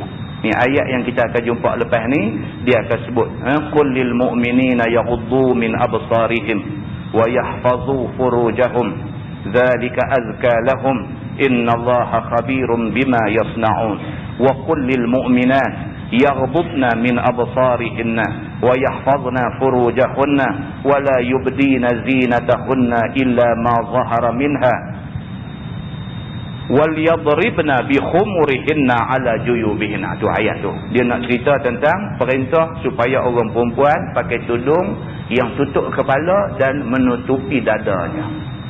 Dia ada ayat dalam Quran. Wallahu a'lam. Soalan dia kata penggunaan vaksin yang mempunyai unsur babi bagi jemaah haji, Apa pandangan Islam? Adakah keadaan sekarang dianggap darurah? Bolehkah kita menipu dengan kerjasama doktor? Yang ni saya tak boleh jawab lah sebab saya tak tahu. Yang ni tuan-tuan pergi tanya doktor. Tuan-tuan pergi tanya doktor ni bidang dia lah. Betul ke vaksin tu ada unsur babi? Betul ke? Kan kadang-kadang benda ni pun tak tahu betul tak betul kan. Kita jangan buat gempang. Oh ni ada sorang tu lah. Saya tak mau subahat. Syarikat pengedar turut akui pelalian ada lemak babi dalam jumlah kecil. Ini apa dia ni tahu apa? Vaksin haji kan ni? Wallahualam, tak tahu. Tak tahu lah. Kalau dah tahu kata ada tu sah lah kan. Dia gini tuan-tuan. Benda ni kadang-kadang kita salah kita lah. Salah orang Islam. Sebab orang Islam ni tidak jadi saintis yang boleh mencari satu alternatif lain bagi benda yang ada unsur macam-macam ni. Orang kencing manis misalnya. Orang kencing manis pun duk kena ambil vaksin. Vaksin tu pun ada masalah dia. Kan doktor-doktor yang tahu tentang benda ni dia pun tak seronok. Tapi masalahnya tak ada lagi setakat ni penemuan baru yang ubat tu tak mengandungi benda-benda haram. Ini tanggungjawab orang Islam. Orang Islam kena ada yang jadi saintis yang pergi buat kajian. Sebab dia mesti ada. Sebab Nabi kata adalah hadis dia, likulli da'in dawa. Setiap penyakit mesti ada penawar. Nak cari penawar ni, nak cari penawar yang bersih, yang halal ni. Ini kerja orang Islam. Orang Islam tidak sampai ke peringkat itu. Tidak sampai ke peringkat boleh jadi saintis yang boleh cari ubat halal. Tak ada. Dengan kerana tak ada, orang bukan Islam, mereka sajalah pergi cari benda-benda macam ni. Sebab dia tahu kita tak boleh dengan benda-benda macam ni kita pantang. Maka dia buat ubat dengan menggunakan benda-benda macam ni. Habis macam mana? Ada orang telefon dari Kuala Lumpur. Ustaz ni nak minta jawapan ni. Bapak saya kencing manis, keadaan kritikal. Satu-satunya ubat yang ada untuk penyakit dia ni, ubat yang mengandungi benda ni. Doktor bagi tahu dah dekat kami adik-beradik ni. Ni saya abang awal-awal saya tak mau tanggung dosa seorang-seorang. Doktor pula dia kata begitu. Saya tak mau tanggung dosa seorang-seorang ni. Ubat ni dia kata ada benda haram. Lah ni keluarga buat keputusan. Sanggup tak sanggup saya nak cucuk bapak ni dengan ubat ni. Saya abang awal-awal dia kata. Bila dia abang betul ya lagu tu. Kita family ni jadi susah. Kan? Kita jadi susah. Kena ada orang Islam yang boleh pergi sampai ke peringkat jadi saintis, duduk dalam lab, duduk dalam makmal, buat kajian ni, cari ni. Benda halal tentu ada. Nabi kata likulli da'in dawa. Setiap penyakit mesti ada penawar. Nak cari tu penawar tu. Kalau boleh dapat satu penawar yang bersih, yang halal, tidak ada unsur-unsur benda yang karut-karut ni, yang tu cukup baik. Setakat ni kita tak ada lagi. Kita duk bergantung kepada ubat-ubat yang dihasilkan oleh makmal-makmal barat, makmal-makmal daripada negeri bukan Islam. Daripada buat main benda macam ni lah. Jadi jangan ni tuan-tuan tanya ahli muzakarah tabung haji. Kan? Boleh tak boleh kan? Saya tak tahu nak jawab. Kan? Jadi benda macam ni dia melibatkan banyak pihak. Yang pertama, pihak yang kata tahu secara pasti benda ni ada unsur haram, dia kena buktikan. Kena buktikan secara saintifik. Memang dalam benda tu ada unsur haram. Dia tak boleh tuduh habis tentu dah. Dia kena buktikan. Dan pihak yang menerima segala bukti-bukti ni, kalau sungguh betul, dia kena fikir apa alternatif lain. Supaya orang Islam terhindar daripada unsur-unsur haram masuk dalam badan dia. Payah tuan-tuan, benda haram ni masuk dalam badan, payah. Cukup payah. Kullu lahmin nabata min suhtin fannaru awla bih. Nabi kata setiap darah daging kita nabata min suhtin, yang tumbuh daripada sumber haram. Fannaru awla bihi. Neraka saja yang sesuai, yang layak bagi dia. Kita tak maulah, kalau boleh tak sahaja benda-benda tak elok, benda haram masuk dalam badan kita. Kalau boleh. Kan? Kalau tak tahu ni tak upaya daya. Kalau tahu kena tepis, kena elok. Kalau tahu dah orang habak kat kita dah tahu suah makan kedai tu. Pasal apa? Kuih tiaw dia duk ambil Cina punya. Bila sebut kata ambil Cina punya ni, tak tahulah haram ke tak, tapi kehalalannya diragui. Kuih-tiaw Cina, kuih-tiaw tuan-tuan, minyak tu minyak apa aja, semua nak jadi kita jadi susah. Dah kita tahu macam tu, tak apalah. Walaupun dia kata cak kuih-tiaw dia sedap ke apakah, sedap pun sedap lah, ma'assalamah, aku pitang dia. Sayanglah, sayang darah daging kita ni, sayang. Tak mau bagi masuk benda-benda tak elok. Tak tahu lain cerita. Dan di Islam tak suruhlah kita bawa toslet bateri 5 biji pergi suluh cari. Pergi suluh tengok ni hang ambil tang mana, pergi suluh tengok Cina ni pula buat tang mana, rumah dia dapur dia ada apa. Islam tak suruh sampai lagu tu. Tapi kalau dah benda tu main depan kita terang-terang, orang main abang. Orang Melayu kata lan. Dia nak telan tak boleh lah. Dia dah lan lah. Tapi ada juga orang yang kadang-kadang saya pergi mengajar di masjid-masjid tertentu, ada juga orang main bisik, ustaz lagi kuliah untuk abang. Saya kata apa pula, ni duk main sembahyang masjid 5 waktu, tiap-tiap hari, tiap-tiap waktu sembahyang masjid, lepas sembahyang subuh pakai duduk kedai kopi Cina. Allahu Akbar. Kita kata sungguh ke? Menyebut kalau sungguh amat menduka citakan. Tak dia syok kopi kedai Cina. Main sembahyang subuh jemaah ramai-ramai apa semua sah lepas selesai, habis wirid, habis apa buah Quran apa pula sikit, baca buang apa nama 1 muka 2 muka baca Quran, habis turun pergi kedai kopi Cina. Kedai kopi Cina, hak baca ayat apa semua Cina. Dia boleh duduk tu tarik kain pelekat naik ternyang kepala lutut dua. India punya duk kena duk hiruk kopi Cina. Ya Allah, tak lagi lohong bang main semayang pula dah. Semayang 5 waktu di masjid, kedai kopi Cina pun 5 kali pergi. Habis semayang kedai kopi tu, habis semayang kedai kopi tu. Ini penyakit ni dia duk kena masjid duk dalam pekan. Masjid dalam pekan. Depan masjid ada kedai kopi Cina, ini jadi masalah. Bila kita pergi selotok cakap pelan-pelan dengan mereka ni, kata betul ya, kata orang duk main semayang. Padahal dia ni pun salah seorang, tapi kita buat tanya, kita kata betul ya, mereka duk abang kata apa, siapa dia kata duk main jemaah di masjid, habis semayang jemaah pergi duk kena kedai kopi Cina. Allah, dia pun muka belai, dia seorang, dia pun muka belai. Dia kata tak tahu, jadi nak cakap pun tak apa, nak lajak elok. Last sekali dia nanti kata apa? Dia kata tapi saja pun mereka nak buat baik lah kita pasal duduk jiran dengan kedai mereka. Pergi jawab lagu tu pula lah. Kan? Tak mahu tentang sama tak. Kan? Susah lah. Ada pula orang dia setengah dia jenis rajin semayang jemaah. Semayang jemaah cukup rajin dan semayang di masjid. Habis semayang dia bangkit balik. Orang mengaji apa semua dia tak ada. Lagi bang pula dia main. Ada jenis macam ni pun ada. Ada.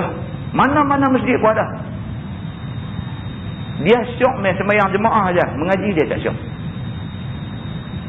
Apa alasan dia bagi kita pun tak larat nak dengar lah. Tapi dia tak mau mengaji. Dia kira dia main semayang, habis semayang dia balik. Pasal apa? Dia kata dia pun ada pegang satu hadis juga. Nabi kata, apa kamu nak kata kalau satu orang tu semayang di sungai ni 5 kali sehari? Ini apa, mandi di sungai ni 5 kali sehari, adakah dia ni masih ada lagi daki-daki pada badan dia? Nabi tanya. Sahabat kata sudah tentu tak ada lah kalau sehari 5 kali mandi. Nabi kata demikianlah orang yang pergi masjid semayang 5 waktu di masjid, mereka ni bersih daripada dosa. Dia pegang itu. Jadi dia kira main semayang 5 waktu, apa mengaji apa pun tak mau. Dia kata lagi mengaji lagi susah. Dia kata kita lagu duk buat lah elok dah. Dia kata mengaji tak lagi dengar anu, dengar ni, duk main kedai kopi Cina tak boleh pergi, capai ciao tak boleh makan, ni semua leceh. Dia kata tak ada mengaji. Kita pergi semayang kira cantik. Dia kata ada juga apa nama mazhab dia kita pun tak tahu. Minta tolong, minta tolong lah. Islam ni dia syumul kan. Quran kata udkhulu fi silmi kafah. Masuklah kamu dalam Islam, dalam kesejahteraan Islam ini semua sekali. Kita nak ambil semua sekali. Mengaji kita nak, apa semua kita nak. Masuk sekali. Kita mau macam tu. Mudah-mudahanlah usaha kita duk perbaik diri kita sikit. Kita boleh perbaik dalam masa satu hari. Sikit, perbaik sikit. InsyaAllah satu hari Kesungguhan yang kita tunjuk tu Allah tunjuk jalan yang benar dekat kita semua, insya-Allah. Nah, wallahu a'lam. Yang baik daripada Allah, yang tak baik silap saya. Ditangguh dengan tasbih kafarah dan suratul Asr. Subhanallah. Assalamualaikum warahmatullahi wabarakatuh. Alhamdulillahi rabbil alamin. Wa bihi nasta'in. Ashhadu an la ilaha illallah wahdahu la syarika lah. Wa ashhadu anna sayyidana Muhammadan abduhu wa rasuluh. Wa nusalli wa nusallim ala hadzal nabiyil karim. Sayyidina wa habibina wa maulana Muhammadanil amin. Wa ala alihi wa ashabihi wa man da'a bi da'watihi wastanna bi sunnatihi ila yaumiddin. Amma ba'd. Ayyuhal mu'minun ittaqullah. Usikum wa iyaya bi taqwallah. Faqad fazal muttaqun. Muslimin dan muslimat mudah-mudahan dirahmati Allah Subhanahu wa taala. Di dalam sebuah hadis riwayat daripada Amir ibni Sa'd an abihi anna Rasulullah sallallahu alaihi wasallam aqbala zata yawmin min al-'aliyah hatta idza marra bi masjid Bani Muawiyah dakhala faraka'a fihi rak'atayn وصلنا معه ودعا ربه طويلا ثم انصرف إلينا فقال صلى الله عليه وسلم سألت ربي ثلاثا فأعطاني ثنتين ومنعني واحدة سألت ربي ألا يهلك أمتي بالسنة فأعطانيها وسألته ألا يهلك أمتي بالغرق فأعطانيها وسألته ألا يجعل بأسهم بينهم فمنعنيها أو كما قال. Hadis sahih riwayat Imam Muslim. Hadis ini riwayat daripada Amir bin Sa'ad daripada bapaknya. Kata dia, sesungguhnya Nabi SAW pada satu hari Nabi balik daripada satu kawasan bukit. Al-Aliyah maknanya kawasan tinggi, kawasan bukit. Kata dia, satu hari Nabi SAW balik daripada satu kawasan bukit. Apabila Nabi SAW lalu di satu masjid Bani Muawiyah, Nabi SAW masuk. Nabi semayang 2 rakaat di dalam masjid Bani Muawiyah itu.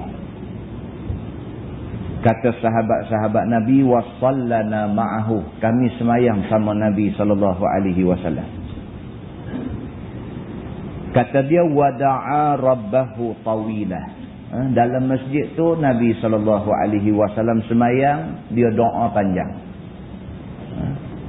Satu hari Nabi pergi ziarah, Nabi pergi melawat kawasan berbukit. Balik daripada Nabi singgah di sebuah masjid, nama dia Masjid Bani Muawiyah. Nabi masuk dalam masjid tu, Nabi semayang 2 rakaat. Dan sahabat-sahabat lain pun bila tengok Nabi semayang, mereka pun pakat semayang dalam masjid ni. Kata dia, apabila Nabi SAW selesai semayang, da'a rabbahu tawilah. Nabi doa dekat Tuhan ni, doa panjang. Nabi minta lama dekat Tuhan ni. Summan sarafa ilaina. Lepas habis Nabi selesai doa, Nabi beralih kepada sahabat-sahabat semua. Nabi SAW tanya Nabi SAW kata pada sahabat, Sa'altu Rabbi thalathan. Nabi kata, aku minta pada Tuhan aku 3 benda. Fa'a'tani sintaini. wa mana'ani wahidah. Aku minta 3 perkara pada Allah, Allah perkenan 2, Allah tolak 1. Dia kata, sa'altu rabbi alla yuhlika ummati bis-sanah. Nabi kata, aku minta kepada Allah Subhanahu wa taala supaya umat aku, umat akhir zaman, umat Nabi Muhammad sallallahu alaihi wasallam ini tidak dibinasakan oleh Allah. Tidak Allah binasakan umat akhir zaman ini dengan kerana musim susah yang panjang. Ada setengah diterjemahkan sebagai kemarau panjang. Nabi minta dekat Tuhan dulu supaya umat dia, umat Nabi Muhammad, supaya kita semua ni tidak dibinasakan dengan kemarau panjang. Kita tidak dibinasakan dengan sesuatu yang susah dalam tempoh masa yang panjang. Begitu. Kata dia, fa'a'taniha. Allah bagi tahu ke aku bahawa Allah terima permintaan aku tu. Maknanya kita umat Nabi Muhammad tidak akan kena susah yang panjang. Tak kena. Kalau mai kemarau pun tak panjang. Begitu. Dia kena tapi tak panjang. Seperti mana yang kena pada umat Nabi Allah Yusuf alaihi salam misalnya, kemarau yang cukup panjang. Umat Nabi Muhammad sallallahu alaihi wasallam kalau kena apa-apa bala, apa-apa musibah tidak akan kena dalam tempoh masa yang panjang yang sampai boleh membinasakan mereka. Ini doa Nabi dan Allah perkenankan doa ini. Kata Nabi lagi, wasa'altuhu alla yuhlika ummati bil gharq. Aku minta kepada Allah Subhanahu wa taala supaya umat aku ini tidak ditenggelamkan oleh banjir yang besar. Tadi ada taklimat di Jawi, ni pun terbaik. Taklimat La Nina dia panggil. Kan? Selalu duk panggil taklimat apa nama banjir. Tahun ni ubah nama. Taklimat La Nina dia panggil. Dijangka akan mai satu musim La Nina ni musim yang membawa hujan. Dan sebagai langkah berjaga-jaga diberi taklimat awal kepada orang yang duduk di kawasan ini supaya berhati-hati dan berjaga-jaga. Kalau sekiranya ramalan itu betul-betul jadi, kita dalam keadaan bersedia. Tapi Nabi SAW bagi tahu dah masa dia hidup dulu, dia berdoa di Masjid Bani Umayyah, Nabi dah minta supaya umat dia, umat Nabi Muhammad SAW, kita ni, umat akhir zaman ni tidak akan dibinasakan dengan banjir, yang banjir itu boleh menenggelamkan kita. Dah. Kalau kena pun kena sebagai balak sahaja, tidak kena dalam bentuk banjir yang membinasakan kita. Macam tu. Kata Nabi, fa'a'taniha. Allah perkenankan doa aku itu. Dan kata dia, wasa'altuhu alla yaj'ala ba'sahum bainahum famana'aniha. Kata dia, aku minta kepada Allah Subhanahu wa taala supaya umat aku tidak dibinasakan kerana bergaduh sama sendiri. Nabi SAW minta supaya umat Nabi Muhammad SAW ini tidak rosak, tidak binasa semua semata-mata kerana pertelagahan sama-sama sendiri. Kata dia, famana'aniha. Allah tolak doa aku itu. Pasal itu bergaduh. Ya, pasal itu bergaduh. Pasal Nabi minta, Tuhan tak bagi. Kalau nak minta supaya tak bergaduh, Tuhan tak bagi. Nabi minta supaya umat dia ni jangan bergaduh, jangan sampai bergaduh tu membinasakan ummah.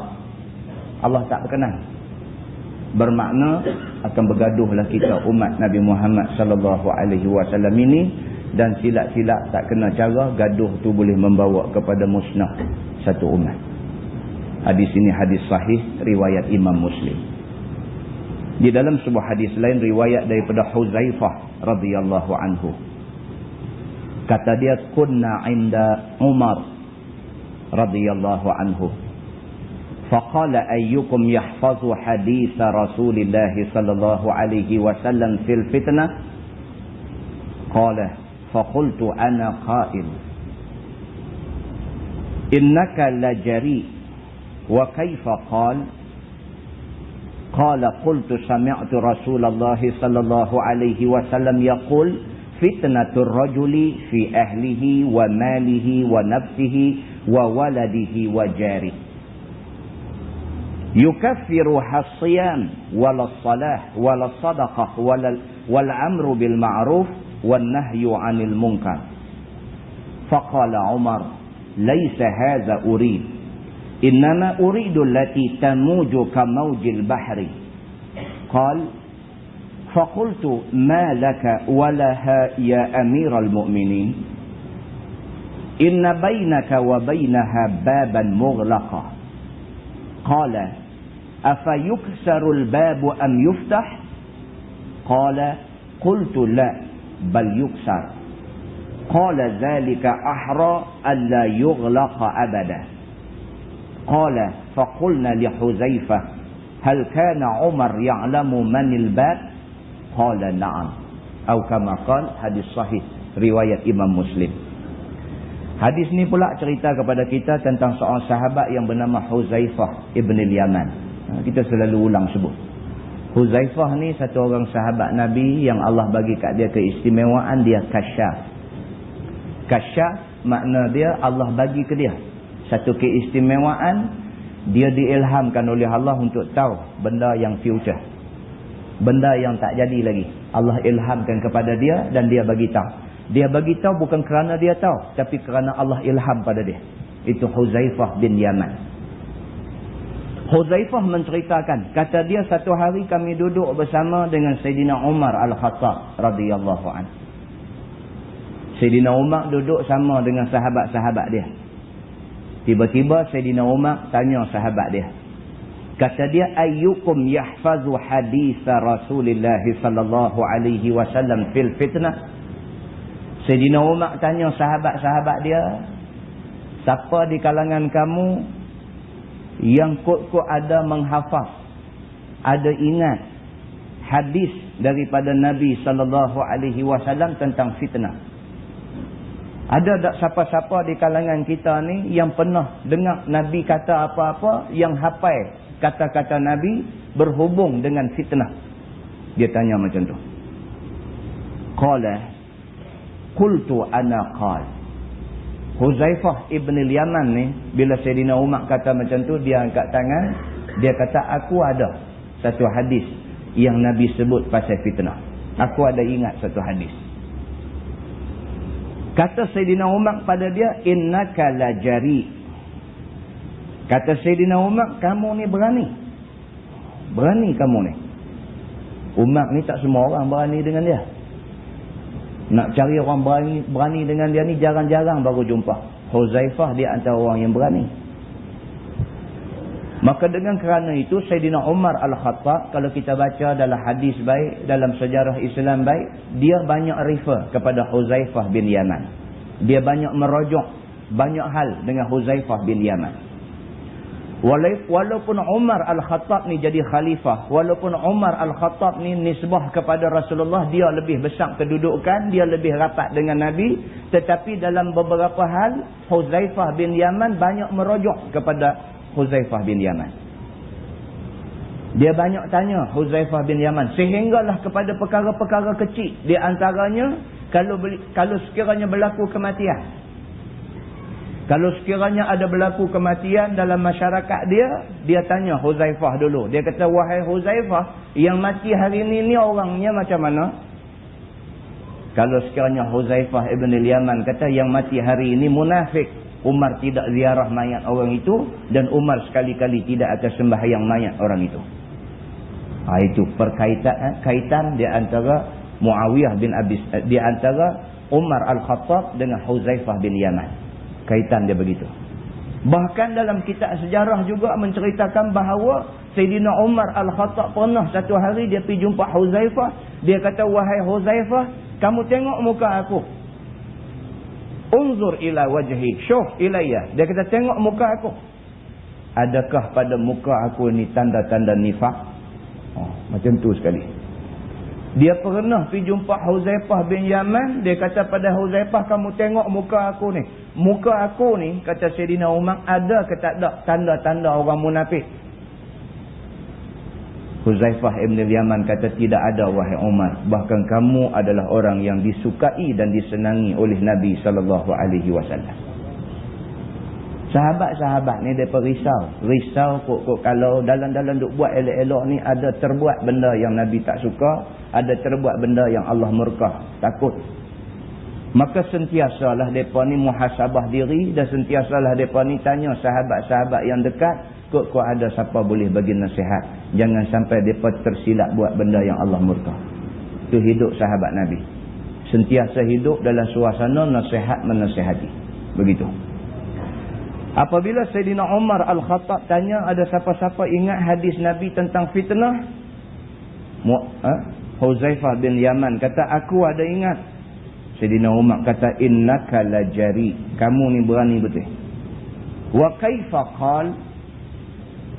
Sayyidina Umar tanya dia, apa yang Nabi kata? Apa yang kamu dengar Nabi kata?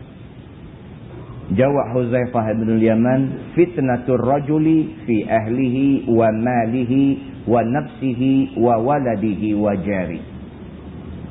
Nabi kata satu orang laki-laki akan terfitnah. Sama ada fitnah itu kerana keluarganya, ataupun dia terfitnah dengan harta benda kesenangan yang Allah bagi pada dia, ataupun nafsih, dia terfitnah dengan dirinya sendiri, ataupun dia terfitnah dengan anak-anak dia, dan mungkin dia terfitnah dengan kerana jiran sebelah rumahnya sendiri. Nabi pernah kata macam tu. Kita ni boleh kena fitnah banyak jalan. Ada orang kena fitnah dengan keluarga. Maksudnya ialah kita terfitnah kerana buruknya kelaku sesetengah ahli keluarga kita. Kita elok dah isteri kita, anak-anak kita, keluarga kita elok dah. Kakak kita tak elok, buat cerita macam mana ke memalukan nama kita. Abang kita tak elok, buat macam mana ke memalukan nama kita. Maka itu dia panggil fitnah keluarga. Boleh jadi. Kita tu elok dah, kita duk buat benda elok, kita duk suruh orang buat benda elok, keluarga kita buat benda tak elok. Fitnah mai ke kita. Orang kata Allah, dia ni cakap dia tengok keluarga dia macam mana, dia tu terfitnah kerana keluarganya sendiri. Wa malih, ada orang terfitnah dengan harta benda, kebendaan, kesenangan dan sebagainya yang Allah bagi ke dia. Terfitnah juga dia. Allah uji dia dengan kedudukan, dengan pangkat, dengan harta benda, dengan kekayaan, dengan apa macam-macam yang banyak. Akhirnya merubah kehidupan dia. Dia pergi buat benda yang selama ni dia tak pernah buat dan orang tak pernah sangka dia boleh buat. Ada orang terfitnah dengan kedudukan dan harta benda. Dan ada orang terfitnah semata-mata kerana anak-anak dia. Dia elok, semua elok dah. Semua elok dah. Anak-anak dia, dia didik dengan didikan agama. Semua elok dah. Anak dia masuk sekolah rendah lagi dah. Jadi juahan musabaqah Al-Quran. Elok semua dah. Anak tu yang juahan musabaqah Quran tadi ni, bila menjelang umur dewasa, tiba-tiba buat satu benda maksiat yang membawa malu kepada bapak dia. Ada orang kena macam tu. Bukan silap dia, bukan salah dia, bukan salah ibu mengandung anak tu, tak ada salah tentang mana. Cuma budak tu tak macam mana jadi, pergi buat benda tak elok. Budak tu buat benda tak elok, fitnah kena ke mak bapak dia. Benda ni siapa pun tak boleh cakap ni. Benda ni siapa pun tak boleh cakap, pasal siapa pun boleh terdedah kepada kena benda-benda yang macam ni. Yang kita boleh minta kepada Allah Subhanahu Wa Taala agar Allah selamatkan kita daripada fitnah-fitnah yang seumpama ini. Kata dia lagi, yukaffiru hasiyam was-salah was-sadaqah wal-amru bil ma'ruf wan-nahyu 'anil munkar. Kata dia kadang-kadang fitnah yang berlaku ni sampai ke peringkat semua yang dia sebutkan tadi, keluarga dia, anak dia, semua orang-orang yang dekat dengan dia ni, mereka ni semua tidak mau melakukan perkara-perkara seperti puasa, sembahyang, sedekah, amar ma'ruf nahi munkar dan sebagainya. Tak mau. Keluarga dia tak jadi keluarga yang sembahyang misalnya. Dia sembahyang, keluarga dia jadi keluarga tak sembahyang. Maka dia terfitnah dengan keluarga itu. Tak sembahyang, tak puasa, tidak mau buat kerja amar ma'ruf nahi munkar. Bahkan dia meninggalkan ma'ruf, dia buat benda munkar. Kadang-kadang benda ni menjadi fitnah kepada orang yang baik tadi. Keluarga dia buat macam tu, dia terpalit kapok sama. Faqala Umar, bila Huzaifah terang semua benda tu, Umar kata, laisa hadza urid. Umar kata, aku bukan maksud fitnah yang macam tu. Laisa hadza urid, bukan itu yang aku nak. Bukan cerita orang laki-laki ini terfitnah kerana anak dia jahat, dia terfitnah kerana keluarga dia jahat, dia terfitnah kerana anak keluarga, semua adik-beradik dia dan sebagainya.